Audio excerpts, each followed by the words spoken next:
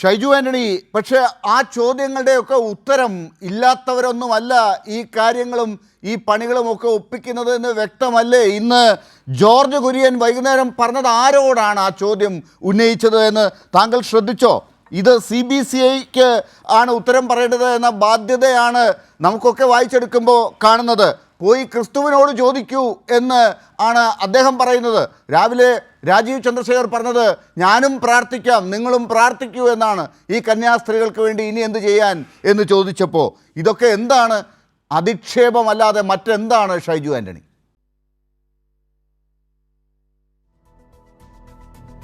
ഒന്നല്ലാതെ BJPയിലെ അംഗങ്ങൾ, അതായത് BJPയുടെ സംസ്ഥാന അധ്യക്ഷൻ മുതൽ താഴെയുള്ള മുഴുവൻ ആളുകളും വല്ലാതെ പരിഭ്രാന്തിയിലായിരിക്കുന്നു എന്നുള്ളതാണ്.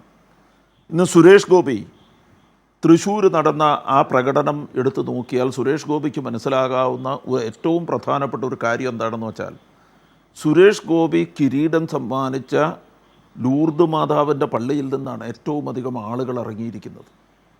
ഇതൊരു നിസ്സാര കാര്യമല്ല. ഇത് മനുഷ്യരുടെ ഉള്ളിൽ ഒരു തെളിച്ചം ഉണ്ടാക്കി കൊടുത്തു എന്നതിൻ്റെ ഒരു ഉദാഹരണം മാത്രമാണ്. ഞാൻ 2 പ്രസ്താവനകൾ പറയാം. അതിലൊന്നാമത്തത് ജ്യോതി ശർമ്മ എന്ന് പറയുന്ന ആ സ്ത്രീയുടേതാണ്. അത് ലാല് നേരത്തെ കാണിച്ച ആ വിഷ്വലിനകത്ത് കന്യാസ്ത്രീയോട് അപമര്യാദയായി പെരുമാറുന്ന ആ സ്ത്രീയാണ്. ആ സ്ത്രീയുടെ ഒരു പ്രസ്താവന വന്നിട്ടുണ്ട്. എന്താണെന്നറിയാമോ?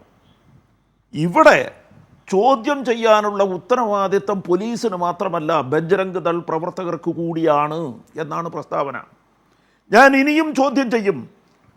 ഇങ്ങനെയുള്ളവരെ കണ്ടാൽ അവർക്ക് ബെൽറ്റ് കൊണ്ടുള്ള ശിക്ഷ നൽകും എന്നാണ് ജ്യോതി ശർമ്മ പരസ്യമായി പറയുന്നത്. എവിടെ? ഒരു സംസ്ഥാനത്ത് ആഭ്യന്തരമന്ത്രി കൈകാര്യം ചെയ്യേണ്ട വിഷയങ്ങളെ ഒരാൾക്കൂട്ടത്തിന് കൈകാര്യം ചെയ്യാൻ വിട്ടുകൊടുത്തിട്ട് യാതൊരുവിധ ക്രമസമാധാന പാലനവുമില്ലാതെ എല്ലാം നശിപ്പിക്കപ്പെട്ട ഒരു സംസ്ഥാനമായി അത് മാറി എന്നതിൻ്റെ ഏറ്റവും പ്രധാനപ്പെട്ട ഉദാഹരണമല്ലേ അത്? ഇത്ര വിവാദമായിട്ടും എങ്ങനെയാണ് ജ്യോതി ശർമ്മയെ പോലെ ഒരു സ്ത്രീക്ക് പരസ്യമായി നിന്ന് മാധ്യമങ്ങളുടെ മുമ്പിൽ നിന്ന് അവരിങ്ങനെ ഒരു പ്രസ്താവന നടത്താൻ സാധിക്കുന്നത്? അവർക്കെതിരെ എന്തെങ്കിലും നടപടിയെടുത്തോ? എന്തുകൊണ്ടാണ് നടപടി എടുക്കാത്തത്? ഏറ്റവും പ്രധാനപ്പെട്ട കാര്യം അതാണ്. അപ്പം അതുകൊണ്ട് ആ പ്രസ്താവന നമ്മുടെ എല്ലാവരുടെയും മുമ്പിലുണ്ടാകണം. ഛത്തീസ്ഗഡിലേക്ക് നിങ്ങൾ പോയാൽ അവിടെ ക്രമസമാധാന പാലനത്തിൻ്റെ ചുമതല ബജ്രംഗ് ദൾ ആക്ടിവിസ്റ്റുകളെ, തീവ്രവാദികളെ, ബജ്രംഗ് ദൾ എന്ന തീവ്രവാദ പ്രസ്ഥാനത്തിലെ അംഗങ്ങളെ ഏൽപ്പിച്ചിട്ടുണ്ട് എന്ന് നമ്മൾ തിരിച്ചറിയണം. അതാണ് അവർ ലോകത്തോട് വിളിച്ചു പറയുന്നത്. അടുത്തത് മറ്റൊരു പ്രസ്താവനയാണ്. ആ പ്രസ്താവന BJPയുടെ സംസ്ഥാന ജനറൽ സെക്രട്ടറിയായ അനൂപ് ആൻ്റണിയുടെ പ്രസ്താവനയാണ്. ഇന്ന് അദ്ദേഹം വാർത്താ സമ്മേളനം നടത്തിക്കൊണ്ടിരിക്കുമ്പോൾ ആ വാർത്താ സമ്മേളനത്തിലെ ഏതോ റിപ്പോർട്ടർ അദ്ദേഹത്തോട് ചോദിക്കുന്നുണ്ട്, ഇന്ന് ജാമ്യാപേക്ഷ മൂവ് ചെയ്താൽ ഇവിടുത്തെ മുഖ്യമന്ത്രിയുടെ അല്ലെങ്കിൽ സർക്കാരിൻ്റെ പ്രതികരണം എന്തായിരിക്കും? ജാമ്യാപേക്ഷയെ അനുകൂലിക്കുമോ പ്രതികൂലിക്കുമോ എന്നാണ് ചോദ്യം. അനൂപ് ആൻ്റണിയുടെ മറുപടി എന്താണെന്നറിയാമോ?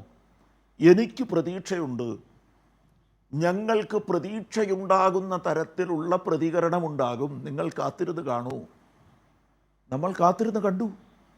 എന്താണ് അവർക്ക് പ്രതീക്ഷയുണ്ടാകുന്ന പ്രതികരണം? ജാമ്യം കൊടുക്കരുത് എന്ന് സർക്കാർ കോടതിയിൽ വാദിച്ചു. അതാണ് അവർക്ക് പ്രതീക്ഷയുണ്ടാകുന്ന പ്രതികരണം.